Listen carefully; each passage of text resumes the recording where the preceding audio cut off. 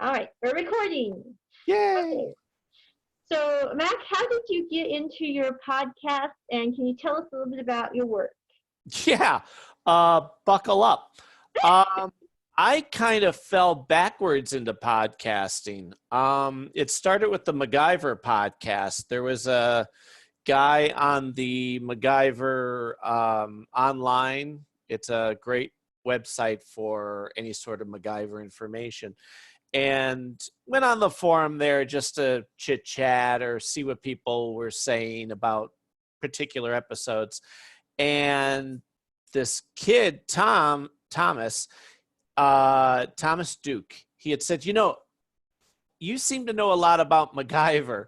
Do you want to do a podcast with me? And I thought, yeah, I mean, I'm happy to be, well, I'm happy to talk about things I love.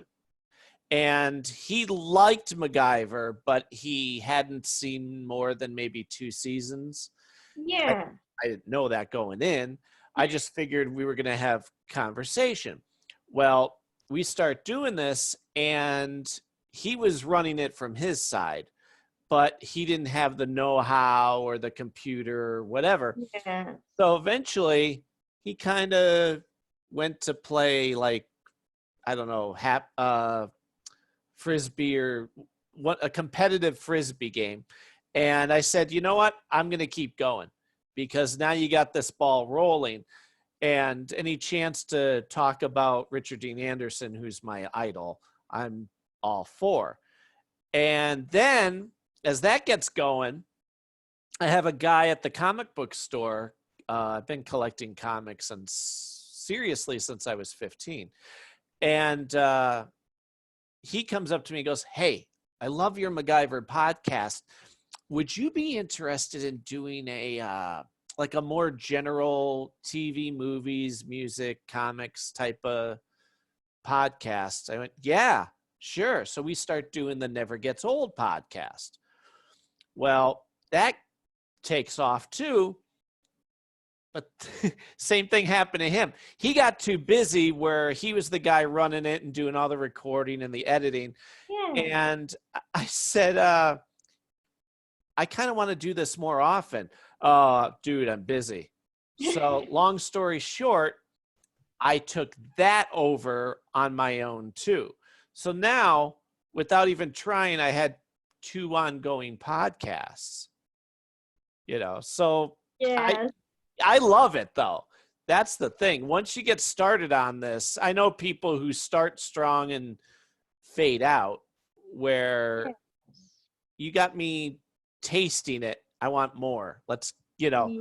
I start thinking about what could happen. Yeah. And now I have a like a website. It's called the Forever Adventure Network. And it's got the podcast, the audio series, a Patreon page where I write a blog, my music that I write and perform. I have, the songs there. Basically, I have a lot of irons in the fire, and this place is the hub. Just go Yeah. there. You know what I mean? I just tell everybody here's the link. Yes. And how did you get into music? I've been singing since before I could talk, I'm sure. I mean, anybody who's really into music will understand. It's not it's not a choice. It's a vocation, Yeah. I would say, because there's no choice. You have to do it. And I've always sung, ever since I was a little kid. I remember first record I ever had was Sound of Music.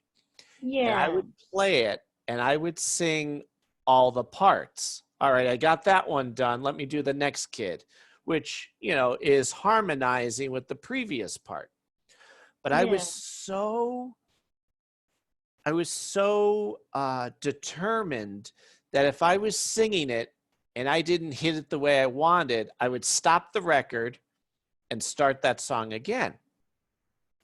Well, next thing you know, I'm performing places, but it's with someone playing the instrument.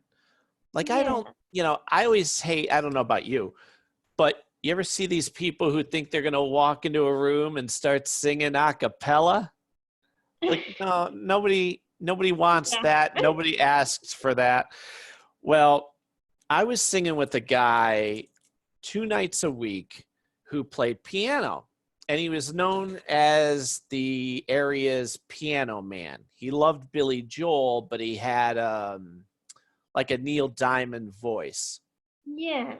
So he, would be there, and I thought, you know, I can't, I don't feel comfortable always relying on somebody else in order to perform. So I made the hard decision.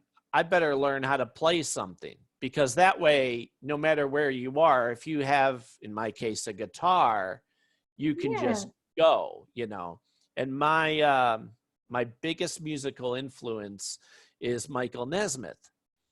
And from him, I was just amazed at, not only is he a singer, not only does he play an instrument, but he writes his own music. He's innovative in everything he does. And it encouraged me to do more, be more. Yeah, a lot of people can sing, a lot of people can play an instrument, but can you write a good song? So that's my motivation. I want to be able to be multi-layered, like Yeah. I always think of it like Batman's utility belt. Like, I Yeah. have all these different skills, I hope, and they're all on me at any given moment. Yeah. And so long story short, with any of this is I desperately want to leave my mark. I want to make the world better. Yeah.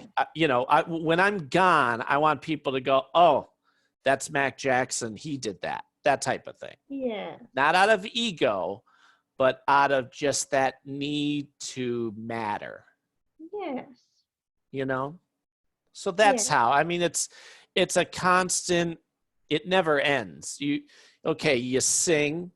All right. Well, that leads to playing an instrument, which leads to writing music, boom, boom, boom, boom, boom. Yeah. I think I have good role models that way. Harry Chapin was another one who, I don't know how much you know about Harry Chapin, but if you don't, I'll be sending you links. He was an amazing, inspirational person. And he's one of those guys who never said can't. It was always Yeah. onward and upward. That was his motto, Yeah. you know? And how did you get into the SG1 MacGyver audio series? Well, that was another one of those. I'm already writing music. And so I want to create. I want to make stuff. I want to add to the world. Well, I would write stories through the years, whether it was an original idea or what do you call it? Fan fiction. Yeah. So, that's great and all, but you can't get that published unless you find a company that owns the license to, in this case, let's say Stargate. Yes. There's the book publisher. Sally Malcolm is the editor and writer of a lot of those books. And I met her at a convention. And at this point, I had already been putting out feelers to comic book companies or book companies saying, hey, I have an idea. And I met her coincidentally when I first met Richard Dean Anderson. Yeah. At that same convention, and we hit it off. Well, she said, send me your stuff. Send me a sample. Maybe I could write a Stargate book. And I was like, yes, please, because I already started one. Yeah. But everybody can write, but if your goal is to be published, it may not happen. And in this Yeah. case, I don't know if she ever got around to what I sent her or not, but I got impatient. And I thought, you know what? Years and years and years and years of writing, creating original characters, pitching constantly, and not even being told no. It was these people who wouldn't even bother to read it. Like, I Yeah. don't mind. I could take rejection, Mhm. you know. Um, that's fine. That's, you're supposed to be able to grow from it, whatever. But at least somebody read it. In my case, they just wouldn't bother. Like, comic book companies were going through, unless you're famous, being a writer already or an actor, they didn't want to bother with you. They were all about the big names. Yeah. Well, how do you become a big name if nobody gives you a shot? So I decided, I listen to podcasts, I listen to audio series.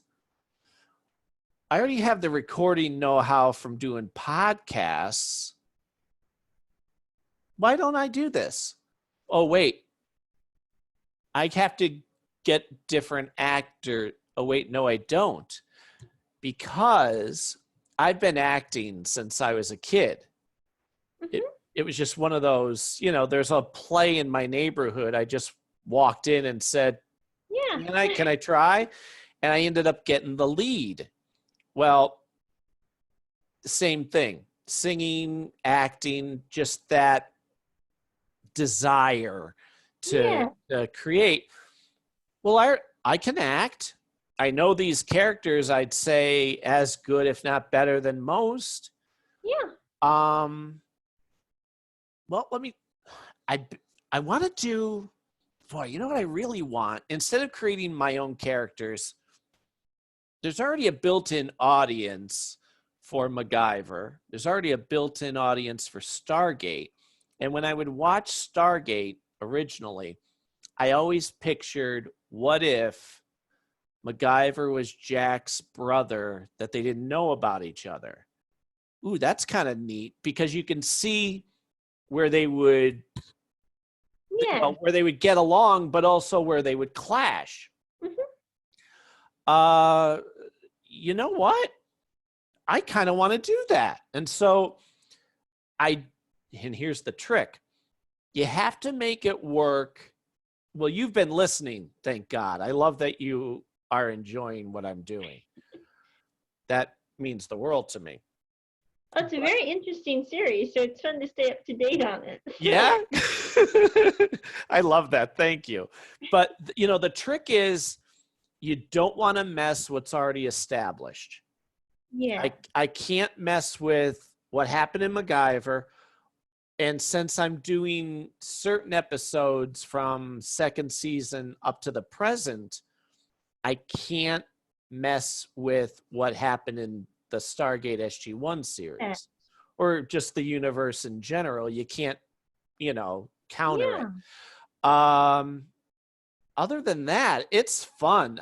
So now when I rewatch during the week, my family and I either watch a SG-1 episode or a MacGyver episode.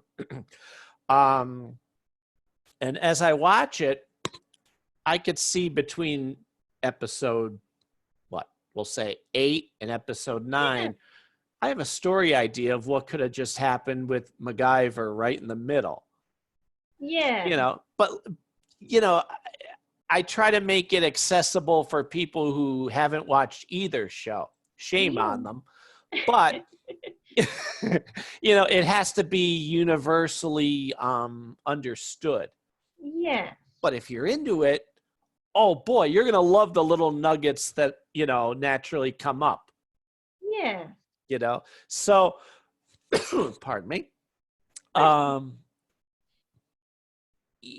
It's part of it is selfish because anybody who's watched those shows, you want more. You want more adventures.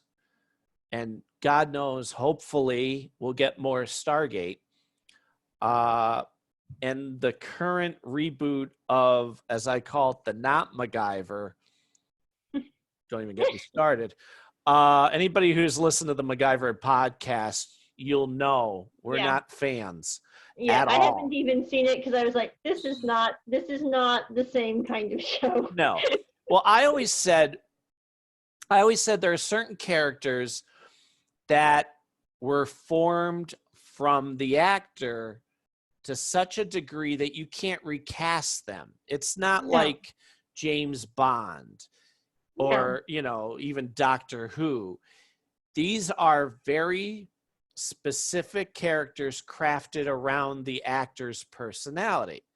Yeah. Jack O'Neill is one, and MacGyver is the other. Fonzie, I always use the example. Can you picture anybody coming along and saying, I'm going to be the new Fonzie? Like, you can't do it. And unfortunately, they took the name MacGyver, slapped it on Hawaii Five-0, essentially. Yeah. And there's nothing MacGyver about it at all. Even the science doesn't I took one look at the promo poster and I was like, this is not MacGyver. Right? And hey, here's the bad part. I have to watch it because my feeling is if I'm going to criticize it, you need to know what they're doing. I have to. Otherwise, I don't have a leg to stand on. Yeah. So every week, my family says a little prayer for me as I walk upstairs to watch it because they don't want it on in the living room. Yeah. But it's because of that, too, that I thought, I hate the idea of MacGyver being tarnished with this. Hopefully, my audio series can maybe counter that a little bit. Yeah. I hope. I mean, like I said, if you know anything about MacGyver, you hopefully will love what I'm doing. Yes. Yes. But yeah, I mean, there's no end in sight for this series. I'm thrilled to say. I have a bunch of stories just because it's fun. There's no work involved, really. Yeah. It's, what would happen if, okay, well, can't do that until I do this. So I already have like 5 episodes in my head lined up. Yeah. The reason it takes so long between episodes is it's just me. I have to write them. I'm thankfully my own toughest critic. So I have to write them, look it over, make sure everything makes sense. Then I have to record it, which means I have to act it. I have to be happy with that. So, God knows how many times I'm going to have to say the same line over again. Yeah. And then I got to edit it, which is, taking out all the extra repeated lines. Yeah. Here's a thing I found out about voice actors. You say the line 2 or 3 times. Yes. With the difference. Because maybe the first take was really good. Well, what if the second take was better? Well, it's like I was watching an outtake in one of I think it was the Hobbit extended edition with, I think his name's Billy Boyd. He's a Scottish actor and musician. Okay. And he was doing the song, it's in the Battle of the Five Armies. But he recorded the song for the end credit.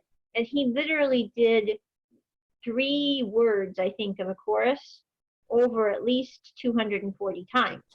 Sheesh. In one day, because they wanted to get the accent on that section perfect for the song. And so he literally did it over 240 times, and I'm going, that would take a tremendous amount of patience. But how do I put it?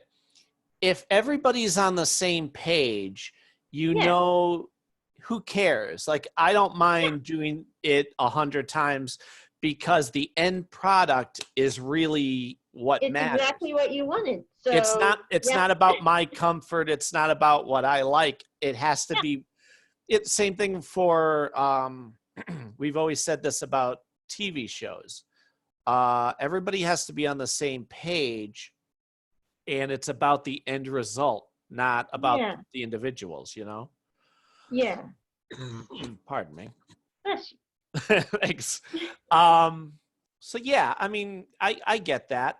I think I'd be tired by the end if I had, 200 and some times. And he had to sing it, you said? Yes. Oh, geesh. Yeah. I'm talking and I'm coughing. I can't imagine. I think it's called the Last Goodbye. I'll send you a link when we're done here so you can hear it. But I was like, 240 times. That's a lot of times for one section of the song that's like 3 words long. I was like, whoa, okay. Well, I don't know about you, but I'm a sucker for anything behind the scenes. Yep. Like I saw, we mentioned Doctor Who. The 10th Doctor is our favorite. And when he is about to regenerate and he says, I don't want to go, he did that like 5 different ways. Yeah. And it's not just saying the words, it's the buildup, that moment. Is he going to cry? Is he just going to get filled up? And then from that, they chose which one was picked. Yeah. Oh, and if you're into Doctor Who, I'll send you the link for later on this weekend. We're having a man that does auto come on to do a chat and a panel. So really, yes, he's built his own auto. He lives there in Canada, and he goes Comic Cons. Oh, that's neat. Yes, I didn't know that they had people that did that, but yeah, so. Huh. Yeah. Yeah, see, I get like, I'll get I try to stay away from, say, Blu-ray. I do have a Blu-ray player, but if I have a DVD, good enough. I don't need the fancy, right? But I've had one Blu-ray player, but it always ate the DVDs. So I was like, I'm done. Well, yeah. And I have a Blu-ray player just because we needed something and it was cheap enough at the time. But I'll get the DC animated movies when they come out. Yeah. They're amazing. But instead of just getting the DVD, I'll get the DVD, the Blu-ray, and the digital version because they throw in extra stuff. Yes. And they'll actually do like a half-hour documentary on, the history of Batman and Two-Face or whatever the topic is. And they'll get all the different creators and writers through the years to talk about it. I love that's just as valuable to me as the animated movie itself. Yes. So, like that type of stuff. Yeah, it's very interesting. Yeah, hopefully. Yes. I've seen I've listened to a couple commentary tracks on movies, and whoever the actor was that they had, he's just given like, yep. Mm-hmm. 1-word answers. Like, dude, come on. Yeah. Mm-hmm. This movie made you famous. Yep, it did. It's like when I asked someone about their trip to Europe and they said it was nice. I was like, okay. And what else you got? I'm going, you went all over Europe and nice. Okay. Yeah, I know. I've had a couple interviews that I didn't use through the years of people who I felt like I was pulling to try and get information out of them. Yes. Whereas, you and you're asking questions about, tell me why you love what you love. Well, all right. Yeah, I mean, but you know why you do. So it works. Right. But, if I ask you something about what you love, aren't you just bursting at the seams to tell me? Yeah, I right? mean, it's interesting, or I wouldn't like it. So Exactly. And you always want to, part of the thing about the Never Gets Old and MacGyver podcast too, is I want people to understand what I love so that they can love it. Like I want yes, them to get the enjoyment and so inspiration that I do. they can relate to it. So Same thing like performing. When I go do a concert, it's not about me. It's not even about my songs. It's if I can slip in, Everly Brothers song or a Harry Chapin deep cut. Well, you may not have heard that song. yeah, So hopefully I spark something that makes you go, ooh, that was whose song? And go back and enjoy it.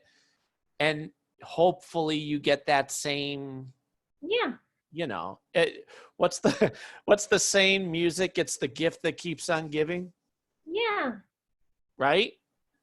It's, that's the thing I always think about myself when really I was going to say writing music or performing. But it's true with the Yeah, podcast, with anything. It's not about me. I'm trying to give to others. Like, it's love what about I letting. love. Yeah, it's the stories. Yeah, like I may be opening up a magnificent door for you that you never knew about before, Yes. right? Because well, are you a music lover?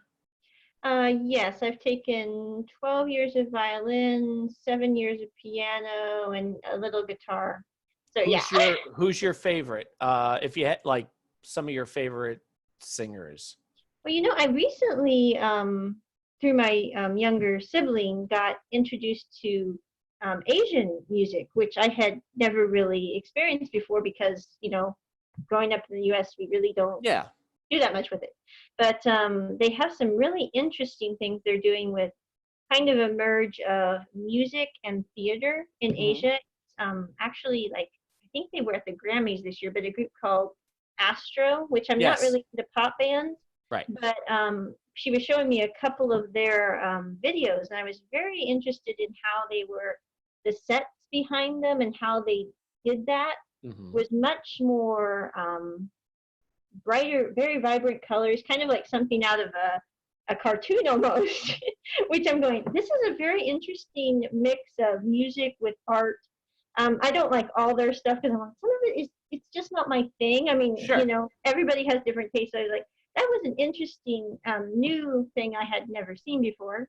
Yeah. Which then led me down a road to Asian drama, which is wonderful. If you haven't seen Asian drama, you really should check that out. There's Send a me a clip. I will. Okay. And then I got to talking, and now I'm learning Korean from a lady in Hong Kong. So it's like one thing leads to another, and there you Right. go. So, And what made you pick up an instrument? when I was about 7 years old, I went to a Christmas concert, and there was a group called Jars of Clay. I don't think they're doing anything now. They were actually kind of a coffee shop band that decided to go on the road. Hmm. I haven't heard about them in years, but they were doing a concert, and there was this violinist. I never seen the violin except in like orchestra, which isn't really my thing. But they took violin music and then incorporated it into kind of a rock coffee shop music. And Okay. when I was 7 years old, I was like, I really want to learn to play the violin. And then when I was about 13, we moved to a location where I could learn to play the violin. And so Wow. I went to like I took Suzuki to like book 7, I think, or 6. I'm not sure. Haven't played it in a while, but anyway. But Well, I'm told that violin is one of the hardest instruments to play. Is that true? nope, not at all. Really? So it's not very hard. I mean, if you can play guitar, violin isn't that hard. Now, if you get up to some of the what I would call basically orchestra level, where you're playing the high E's and Sure. the high notes, that is difficult. Also, that's not really my thing because I don't like high pitch music. Hmm. So I would stay with like fiddle tunes or basic orchestra pieces like by Vivaldi, that kind of thing. Sure. But Well, yeah, you may appreciate a lot of Harry Chapin stuff because right from the beginning in his band, he always had a cello player. yes, I love And, cello music. So right? yeah, And it's such a great counter to, the chords are in beats, but you could have a yeah, nice cello that's glossing over the top, yes. right? Have you seen Have you seen the band called Two Cellos? Not yet. I sounds kind of familiar, but Yes, they went on YouTube. They're actually a group. I believe they were in a very prestigious European music school. mhm. They were two cello players, and they decided to take their cellos and play like Smooth Criminal and all these kind of off the wall, Yes, Where the Streets Have No Name. I And I did never see that. really thought of using a cello to play those songs, but it's lovely music. I mean, I'm not really I don't listen to Smooth Criminal, but I was like, this is a neat song on the cello. So Right. It gives you new appreciation for something that is yeah, like wallpaper. You kind of take it for granted. yes, exactly. So Well, it's funny. There's a great, you could find it real easy on YouTube. There's a bluegrass version of Rocket Man. oh, fun, yes. Now everybody knows Rocket Man. You've heard it your whole life. But when they do it in bluegrass, it picks it up more. It's got some spunk to it, Yeah, and it's it's my favorite version of it. I want to learn how to yeah, play it on guitar just because before it's a piano song by Elton John. Well, now it's guitar and fiddle and banjo, and it's amazing. yeah. Now, I know you have two little kids. Have you guys seen the shows with Elton John music called, I think it's the Gnome shows? Have you seen those? No. Oh, I think your kids would enjoy, and you guys would too if you're into Elton John music. But I think he produced them, but one is called Romeo and Juliet, and it's like a Shakespeare version in garden gnomes. Oh, that was a Where, movie, right? yeah, and Oh, then also they just came out with one, I think, last year that was a sequel that a was sequel. Sherlock Holmes as a garden gnome. And it all Yes. has Elton John music, which it's really neat because I'm going this way. The younger audience can experience Elton John music and they wouldn't have heard it before. So Well, you know what? I didn't know that about it, and I think I did see the first one. I want to see the second one because I like Sherlock Holmes and detective stuff. oh yeah, But yeah, my kids are Mikey is 11 and Everly is 8. I bet Well, they still like them in that age. oh, absolutely. But they are so musically advanced in their knowledge through osmosis of Yeah, us that they go into their school and they'll come home and go, I was trying to tell the kids in my class about Harry Chapin and Mike Nesmith, yeah, and they wanted to talk about what, Hannah Montana yeah, and I'm like, yeah, yeah, but you know what? By you mentioning it, yeah, you're opening that door, yeah.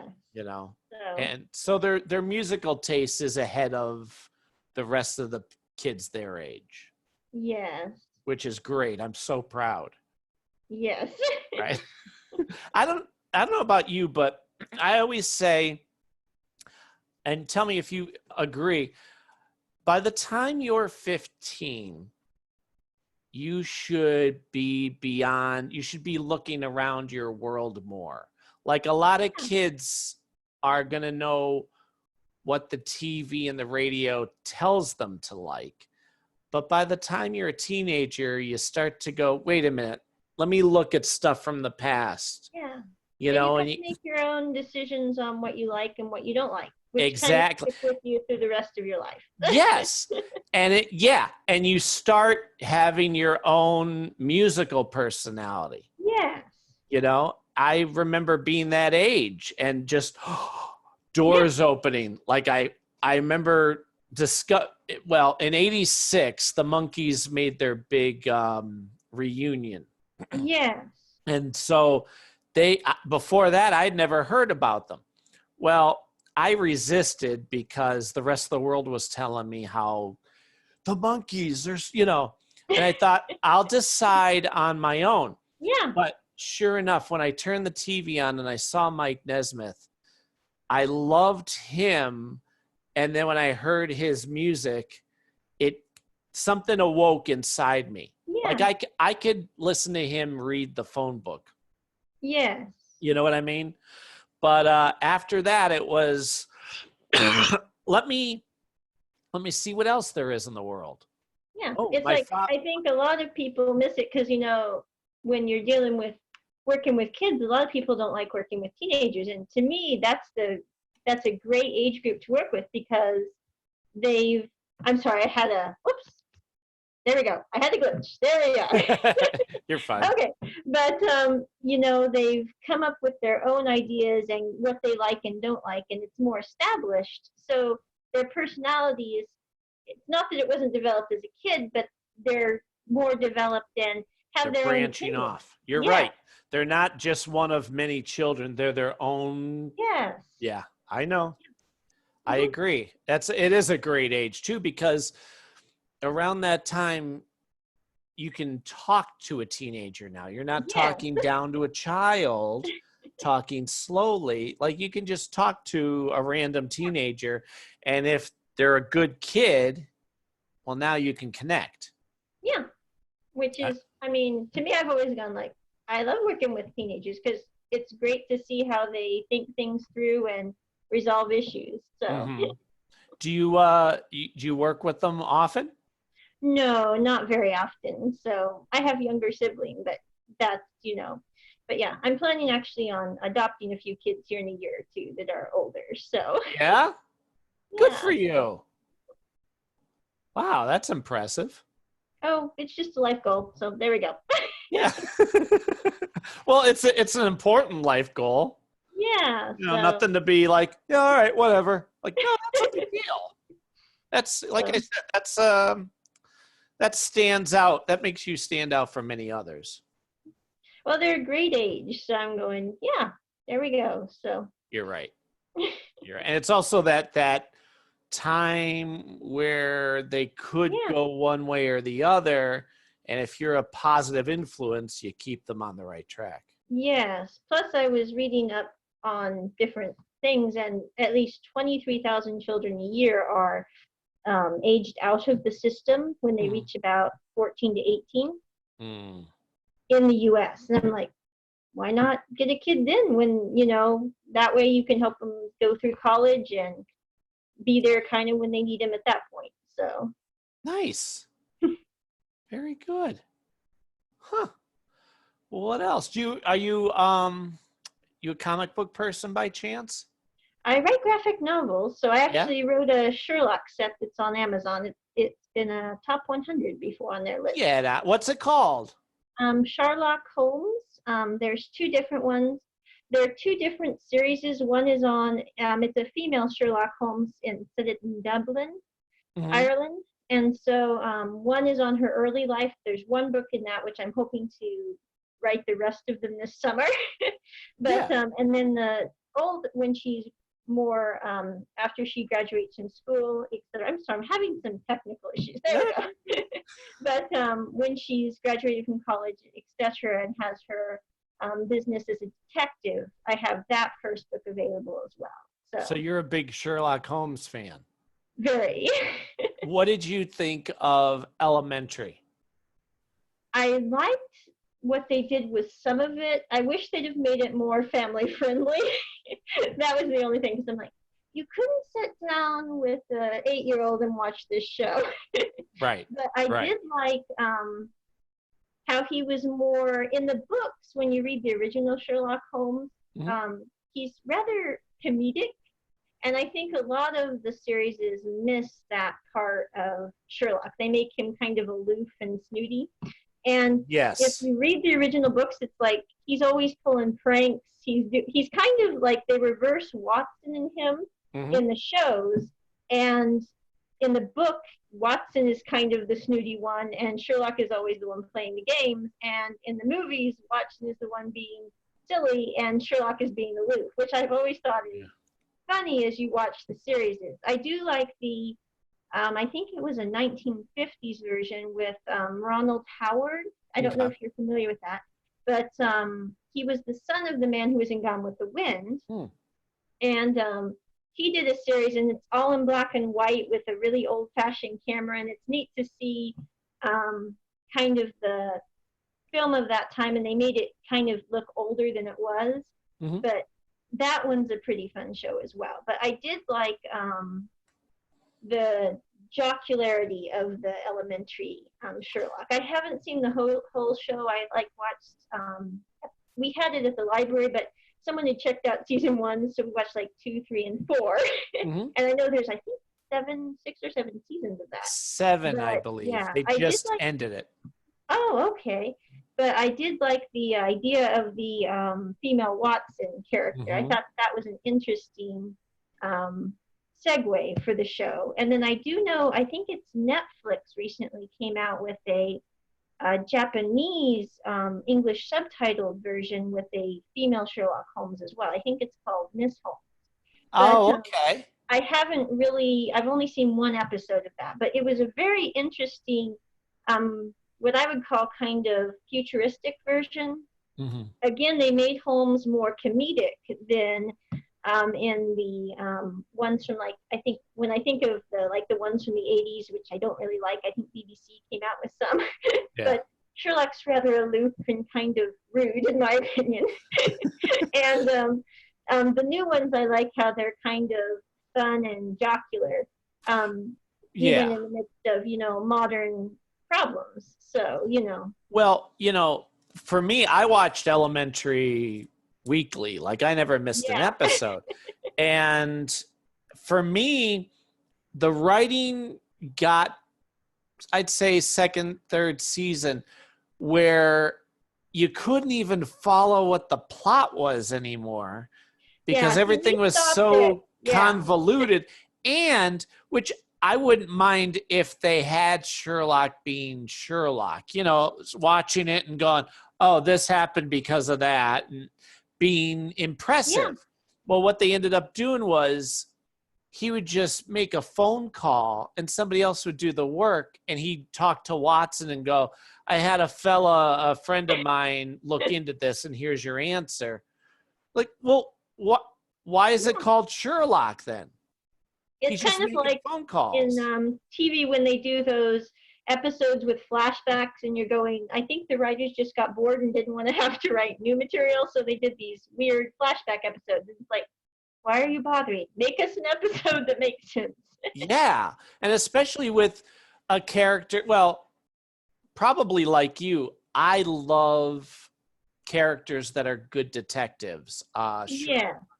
Columbo, Gil Grissom from CSI. I don't know if you've watched, but he made the show. No, I haven't watched it, but I actually am acquainted with the woman that designed his office in the show. So, really? With all the jars everywhere. Yes. I love her work. It's so intricate. Yeah. Well, the thing that makes that work, besides their quirky personality, is to watch them figure stuff out. Yes. Which MacGyver, I don't know if you picked up from my series, he figures stuff out. Like, he's humble and modest, but he's watching everything and his mind is constantly working. Yes. So you'll see him in a room and go, wait a minute, that's why this happened. Yes. Right? Yes. So it kills me if they kind of skip over that. Out. Yeah. Like him being, Sherlock being snooty isn't going to sell the show for me. No. Well, that's neat. Make sure, send me a link to that too. Certainly, yes. And we're hoping to make a set of 3 films in the next few years here that are about I'm actually working with B. Hope, the other co-host of this event. And I saw your commercial. Yes. And she's a mangaka. Okay. She draws Japanese comic books. She's just started doing that. And so she's making a comic book version of Sherlock that's kind of spun loosely off of the graphic novels I've done. Mhm. And so we're releasing those here this summer. And then we're hoping to make a video series off of the manga book. So How are you going to do that? well, the manga book is set up so that it's like Storyboard? kind of vignettes of Sherlock. You know how Sherlock's rather abrupt in the stories. I mean, Sure. he pops in, says something, leaves. Mhm. Well, this is going to be like a kind of a reality television, not like reality TV, but Watson getting brief moments like, oh, walk into a room, we have this issue. Okay, off the wall, now we're back again. And it's just those brief, like, captured vignettes that we're going to put onto the show. So that's going to be interesting to see develop as we. Wow. So you got to get actors and everything. Yes, we're working on that. We're getting some funding around for that in the next few months, hopefully. So it's a slow process, though. You know how it goes. It's like you wait a long time to get all this around. Well, I'll tell you, talking about the audio series that I do, the way it's written is I'm narrating it and acting. Well, originally I was going to try and go, you know what? Okay, I can be Jack and MacGyver. I'll have to get someone to be Carter. I'll have to get someone to be Daniel. Yeah. It doesn't say much, but, and then I realized, you know what? I'm impatient. Yeah. When I want something to happen, Mhm. I figured it out. Let's get going, because I watch too many people with good ideas stall. Yes. You know, you might as well go for it. So. I mean, do it. Like, if what's holding you back, all right, conquer that. Yeah. If something It's is in your way, figure out how to get around it and keep the momentum going. Well, I couldn't wait to get this series going. So I'm like writing right away, and then I'm figuring out how to record it. So I know exactly what you're going through. So, but we're hoping to get that published in the next few months. And then she's actually doing a panel discussing that work during this convention. Oh, But, that's cool. But we hope to get that published here this summer, and then the funding for it secured so we can do like a mini series on, I think Amazon lets you self-publish film now. So that'll be interesting. So, okay. I know they do that with books. Yes. That's how I publish my graphic novels. So yeah. Okay. Have you had it go through Comixology yet? No, I didn't. What's Comixology? Comixology is actually a subdivision of Amazon. And and every week I now get my comics digitally. Instead of having to get in the car, drive to the city, pick up books that I don't know if I even want because I had to pre-order them 3 months ago. Yeah. I can just go on the app. It's, if you look for it on your phone, it's a big green box with an X. Yes. It's comics with an X, ology. Okay. And you can buy your comics through that. And you could also, and this applies with you, buy books, novels. Huh.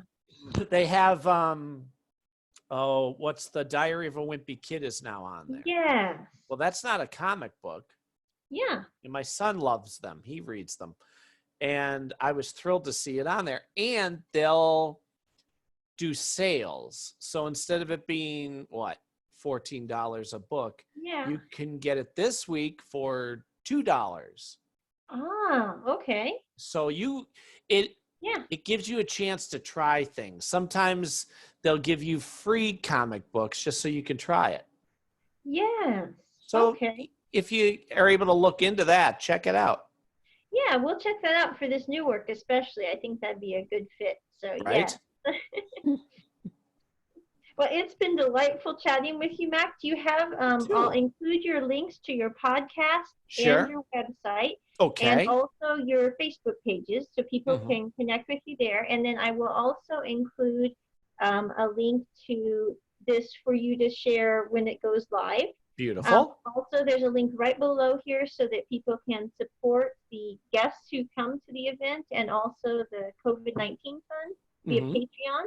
So thank you Sweet. so much for your time. You're welcome. Let me just give everybody the heads up just so they know. Uh, Yeah, okay, so let's run through the list. There's the music is Harmony Constant. yes, That's my wife and I. That's our band. It's named after a Mike Nesmith song. There's the MacGyver podcast, the Never Gets Old podcast, the MacGyver SG1 audio series. Whew. I also have, if you go to, you had mentioned it already, on Facebook and Twitter, we have pages for each of those. yes. And group pages, which for you in particular, feel free at any point to throw on, use my pages to promote your stuff. Okay. Okay. There's the Forever Adventure Network, which is a Yeah, website. With all of this, I have a Patreon page. There's a YouTube page. I told you I write a blog for that Patreon. So if you go yeah, to the Forever Adventure Network, you'll find everything. yeah, But most importantly, everybody who's watching this, join in. The whole point of any of this was to connect. yeah, Tell me what you love. I'll share with you what I love. You know, keep the love going. yes. It's Right? all about collaboration. So, Darn right. And thank you for for thinking of me, for supporting me through the years. well, your And work is fascinating. So it's well, great to thank you. support. So thank you. My pleasure. And let me know if you need anything else. Oh, we're good, I think. Thank you so much. You're welcome. You have a Bye good night. bye. Good night. Bye.